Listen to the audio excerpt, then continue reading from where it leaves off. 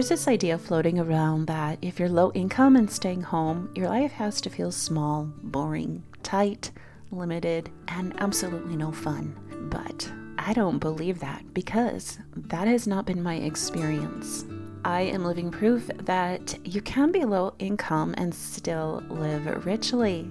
You really can, and I know because I've been doing this for over 20 years. You can cook beautifully, you can keep a lovely home, and you can do it without pretending you're not on a budget. So today, I want to share some real-life tips from our home, things that helped us and help us whenever money is tight. And yes, we're making chicken tikka masala while we talk, because eating well does not mean spending more. If you want to know how I make my chicken tikka masala, by the way, you can find it on Patreon. I will have it there soon. I have 4 budget grocery tips for you that we're going to start out with. But that's not all. We're not just going to be talking about food. I also have a couple old-fashioned frugal living tips that are going viral again for a reason. So here's the 4 budget grocery tips. Tip 1, don't shop by meals. Start shopping by ingredients. I learned this from my aunt. When you shop for specific meals, you have a tendency and a temptation to overspend. But if you shop for basics and versatile ingredients, you end up saving. So versatile ingredients that are so smart to stock your pantry with that will save you so much money include rice, dried beans, lentils, onions, garlic, potatoes, whole chickens, flour, yogurt, and of course,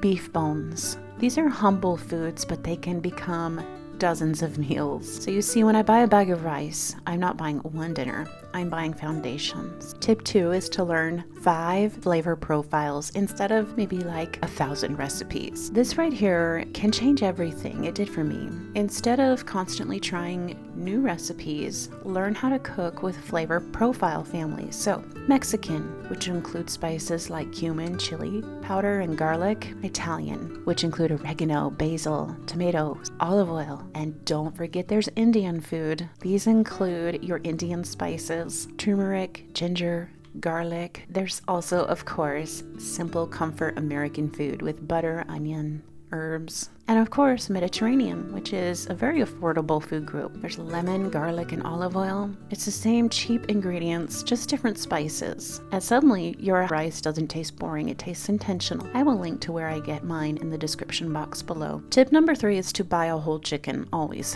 Whole chickens are one of the best frugal secrets. You can roast it, shred it, and stretch it for so many meals. I just did a video talking about how I stretched 1.5 chickens. I literally made over 90, I made close to 100 meals with 2 chickens. So if you're curious as to how I did that, I'll link to that video in the description box below. But then there comes the bones. You've got chicken bones, and you can boil those for delicious stock and broth. So 1 chicken can stretch into a roast dinner. You can stretch it into tacos or a curry, soup, broth for rice.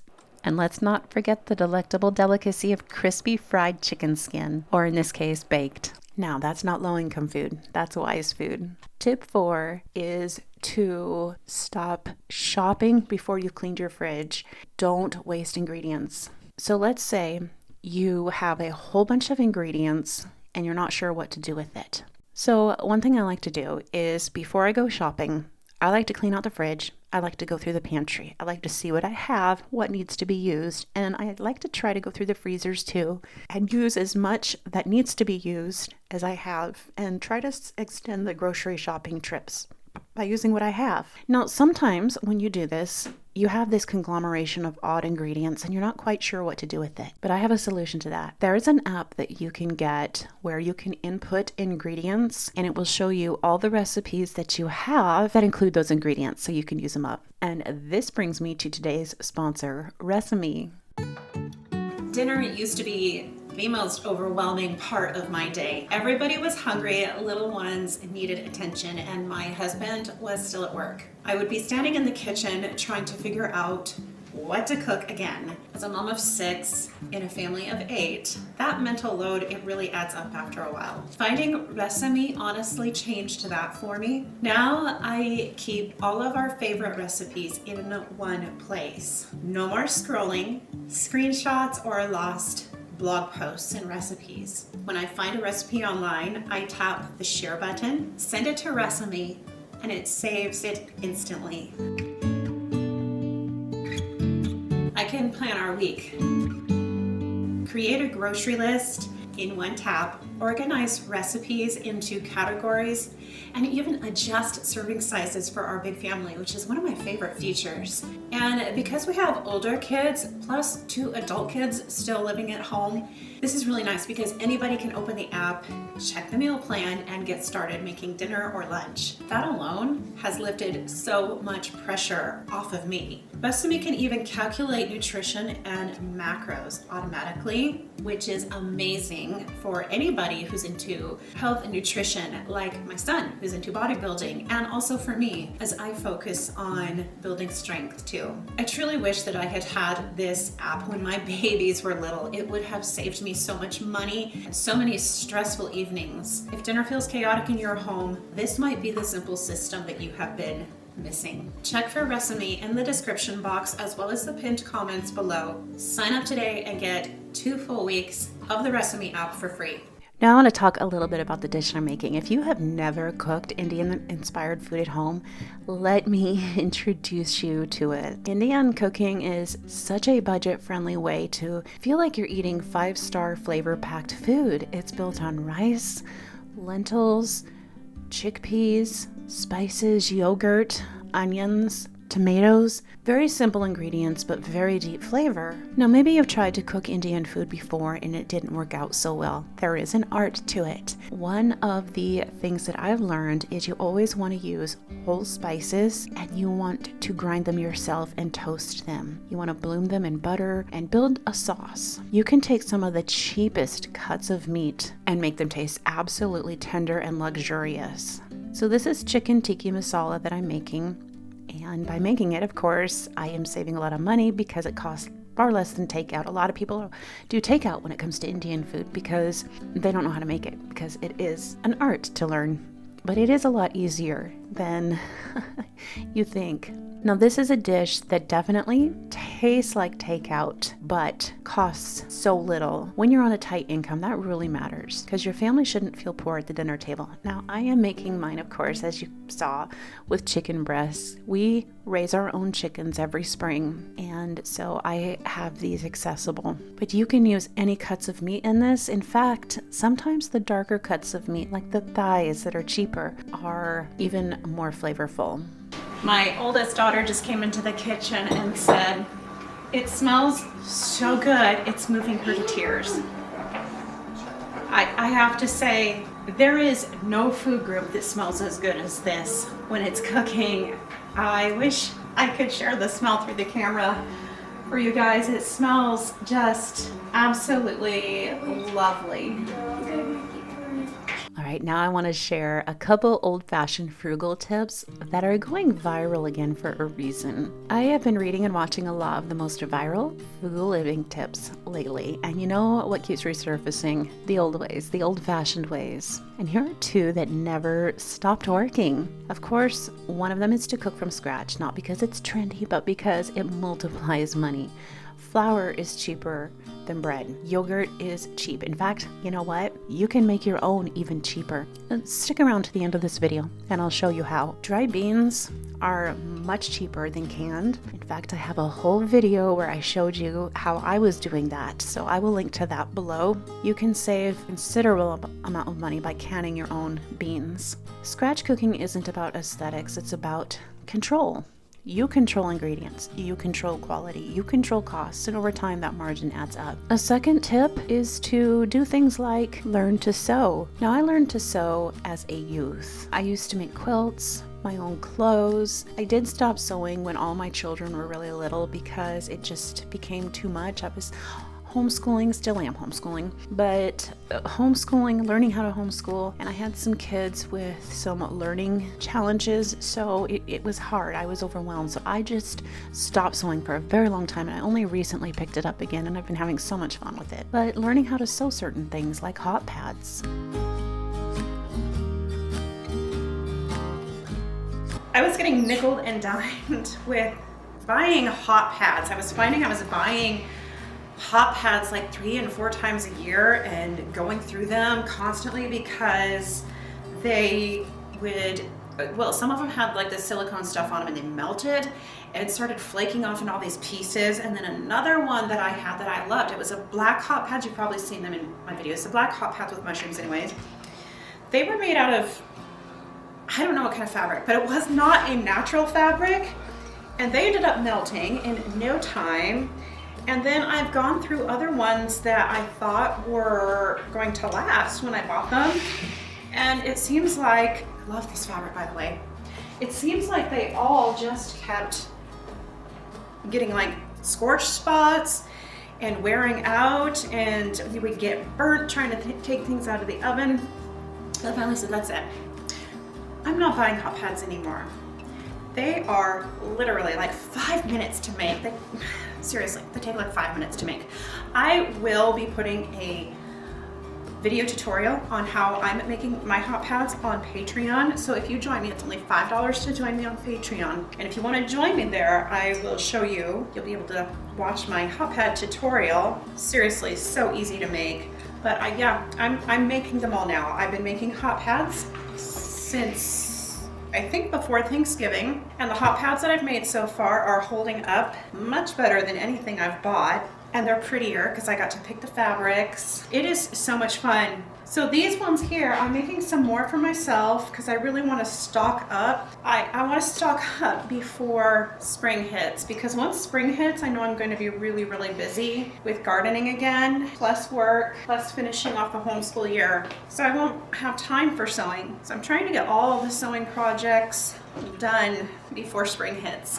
This is another really pretty fabric. It's honeycomb. You probably can tell I love honeycomb. When that hexagon tile for kitchens came out, I was swooning over it for years before we were finally able to get the small patch behind the stove there. But I don't know, there's something about the hexagon honeycomb shape that I think is so homey and cozy. So these hot pads, I was starting to tell you and then I got sidetracked. I do that a lot, don't I? These ones here, I'm making some for myself, but my aunt said, can you make me some of those? She said, I'll pay you. And I'm like, you don't have to pay me. So these ones here I'm making for a very special aunt of mine who is actually more like a sister. We are pretty close in age. We're only like 8 years apart, so we're more like sisters, I guess you could say, than an aunt and a niece, but she is always a tremendous, wonderful support to me, and it's like, this is the least I can do is make you some hot pads.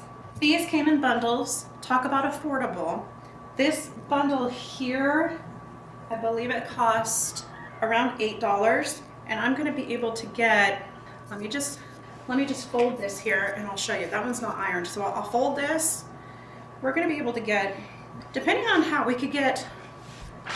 big we make them, I can probably get, let's say, I'm confusing myself here. 1, 2, 3, 4, at least 4 hot pads could be made out of one piece here. So I think the pricing on this one is a little more expensive since I bought it in a package and it came in, squares like this. It was a little more expensive. These ones right here were only $4 something, and I'll be able to get a lot more out of them. These are at Walmart. They're the Waverly packages.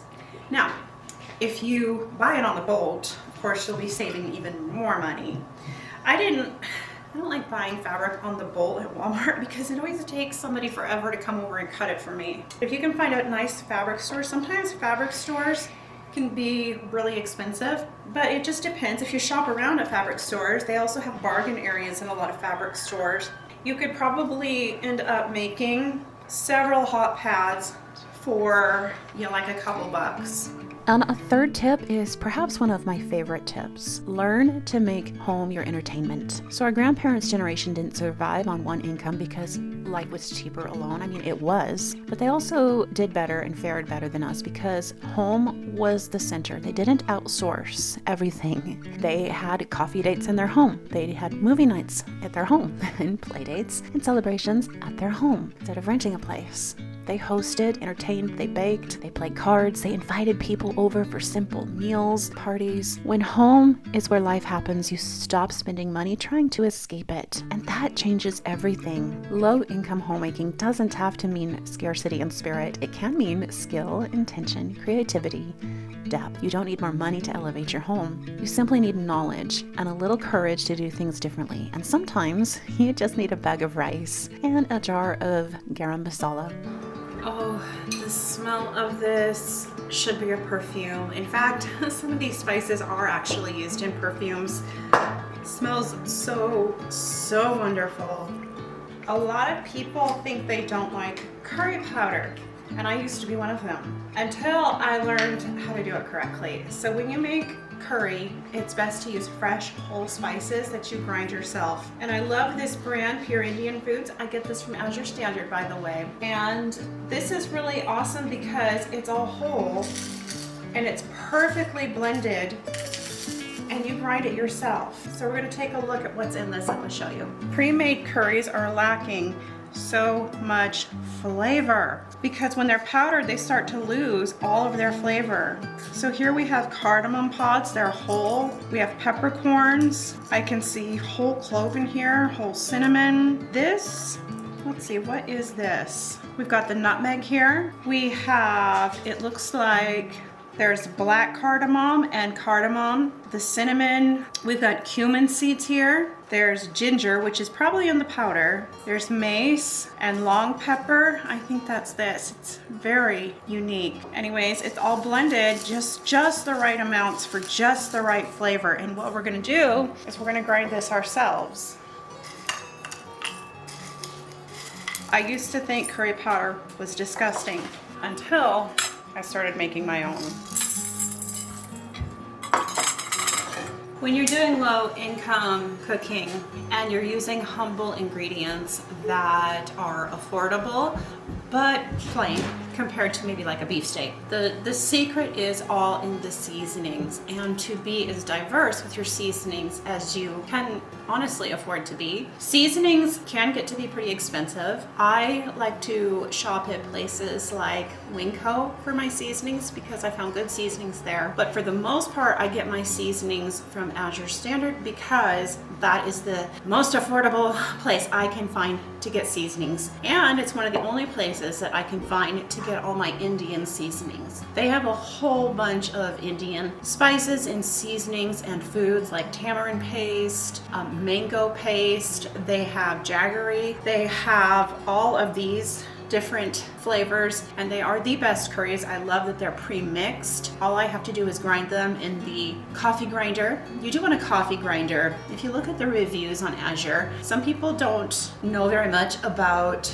cooking with Indian spices, and they don't understand that it's not very good to eat, or that pre-ground and pre-powdered curries don't taste good, and they don't understand the concept of grinding it fresh. So some people were complaining because they're like, I had to grind it. And it's like, yes, what you want to do with your Indian spices, you don't want them pre-ground because they lose so much of their flavor, and they basically just kind of taste like sawdust if they're pre-ground. But just cooking with different flavor profiles when it comes to seasonings, and of course looking beyond American food, looking to places like India for inspiration, and authentic Mediterranean cooking is another very affordable and humble food, ethnic food that is absolutely delicious. And of course, Mexican foods.